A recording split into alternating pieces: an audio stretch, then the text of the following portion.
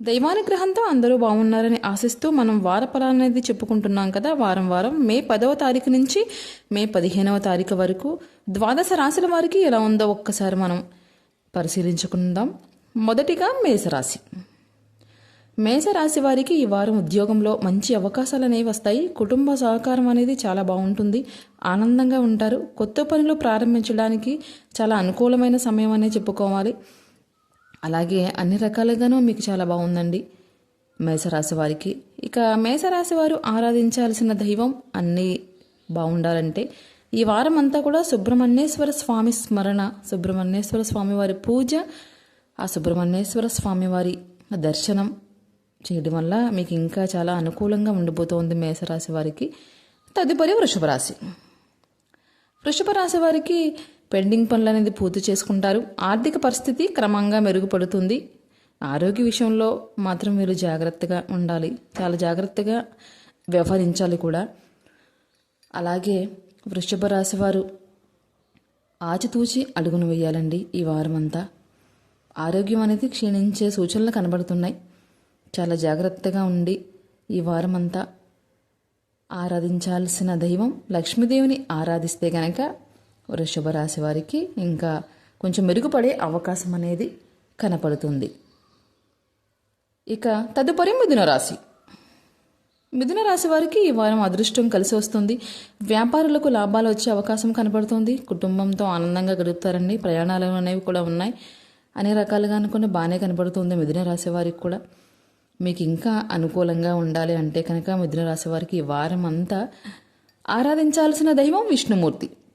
విష్ణుమూర్తిని ఆరాధించడం వల్ల, విష్ణు సహస్ర నామాలు పారాయణం చేయడం వల్ల కానీ, వినడం వల్ల కానీ, ఆ విష్ణుమూర్తి దర్శనం వల్ల కానీ మీకు ఇంకా అదృష్టం అనేది కలిసి వస్తుందనాలి. ఆనందదాయకమైన విషయాలు, శుభవార్తలు వింటారండి. తదుపరి కర్కాటక రాశి. కర్కాటక రాశి వారికి కెరీర్లో పురోగతి కనిపిస్తుంది. మానసిక ఒత్తిడి అనేది తగ్గుతుంది. ముఖ్యమైన నిర్ణయాలు చాలా వరకు ఆలోచించి జాగ్రత్తగా తీసుకోవాల్సి ఉంటుందండి ఈ వారం కర్కాటక రాశి వారు. అలా జాగ్రత్తగా ఆలోచించుకుని ముందడుగు వేస్తేనే వీళ్ళకి బాగుంటుంది. పురోగతి అనేది అప్పుడు కనపడుతుంది. మానసిక ఒత్తిడి అనేది చాలా వరకు తగ్గుతుంది కాబట్టి మీరు ఇంకా భయపడాల్సిన పని లేదు. ఇక కర్కాటక రాశి వారికి అన్ని రకాలుగా బాగుండాలి అంటే కనుక ఆరాధించాల్సిన దైవం దుర్గాదేవి. దుర్గాదేవిని ఆరాధించడం వల్ల, దుర్గాదేవి ఆలయ దర్శనం, స్తోత్ర పఠనం వినటం వల్ల మీకు కొంచెం పురోగతి ఎక్కువ కనపడుతుందండి. తదుపరి సింహరాశి. సింహరాశి వారికి మీ కష్టానికి గుర్తింపు లభిస్తుందండి. విద్యార్థులకు మంచి సమయం. ఖర్చులను నియంత్రించి ఉండాలి. విద్యార్థులు మంచి శుభవార్తలు వింటారనే అనుకుంటున్నాను. బాగుంటుంది, వింటారండి. ఆరాధించాల్సిన దైవం సూర్యనారాయణ స్వామి. సూర్యనారాయణని ఆరాధించడం వల్ల వీళ్ళకి మాత్రం చాలా బాగుంటుంది. ఆ సూర్య భగవానుడే వీళ్ళకి అన్ని విషయాల్లోనూ తోడుగా ఉంటాండి. ఎప్పటికప్పుడు సూర్యునికి అర్ఘ్యం సమర్పించడం వల్ల, సూర్యదేవుని ఆరాధన అనేది వీళ్ళకి మంచి పురోగతి కనపడే అవకాశం ఉంటుంది సింహరాశి వారికి. తదుపరి కన్యారాశి. కన్యారాశి వారికి కుటుంబ విషయాల్లో సంతోషం ఉంటుంది. ఉద్యోగ విషయంలో మార్పు కొంతవరకు కనపడుతుందండి. చాలా వరకు ఆలోచించి ముందడుగు వేయండి.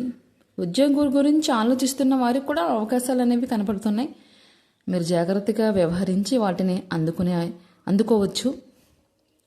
ఇంకా మీకు అన్ని ఉద్యోగ అవకాశాల్లోనూ, ప్రతి అవకాశంలోనూ బాగుండాలి అంటే కనుక కన్యారాశి వారు ఆరాధించాల్సిన దైవం గణపతి. గణపతి ఆరాధన చాలా విశేషంగా చేయడం వల్ల మీకు బాగుంటుందండి. మీ ఉద్యోగంలో మార్పు, ఉద్యోగ అవకాశం అనేది చాలా బాగా కనపడుతుంది ఈ గణపతి ఆరాధన వల్ల. తదుపరి తులారాశి. తులారాశి వారికి కొత్త పరిచయాలు లాభాన్ని ఇస్తాయి.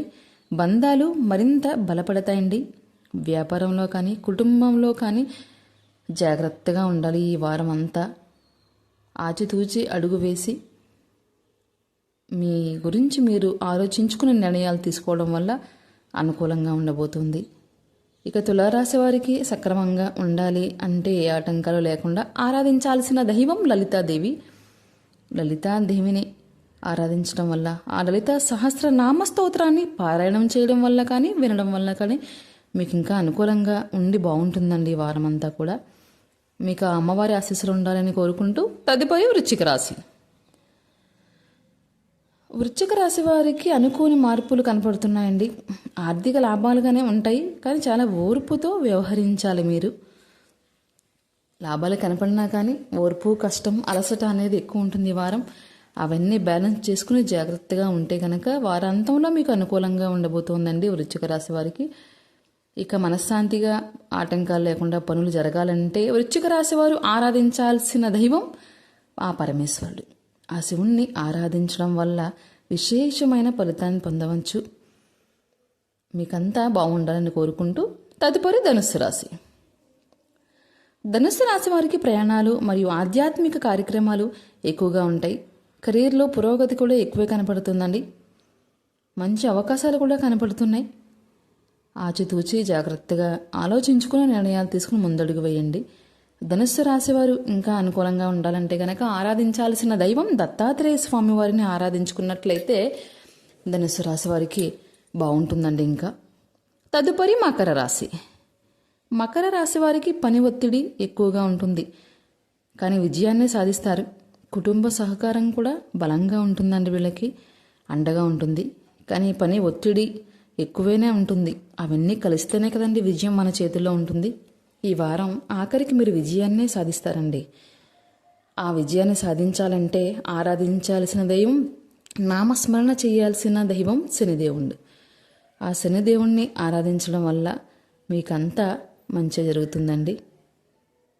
ఇక తదుపరి మకర రాశి, క్షమించండి, తదుపరి కుంభరాశి. కుంభరాశి వారికి కొత్త ఆలోచనలు విజయాన్ని ఇస్తాయి. స్నేహితులతో ఆనందంగా గడుపుతారు. చాలా విలాసాలంగా, ఉత్సాహంగా, సంతోషంగా ఉండే సమయం కుంభరాశి వారని చెప్పుకోవాలండి మనం. కుటుంబం, ప్రేమ, అన్ని వ్యవహారాలను వీళ్ళకి చాలా అనుకూలంగా బాగుంది. అన్ని రకాలుగానే కలిసి వస్తాయి. అండగా, ధైర్యంగా ఉంటారు వీళ్ళు.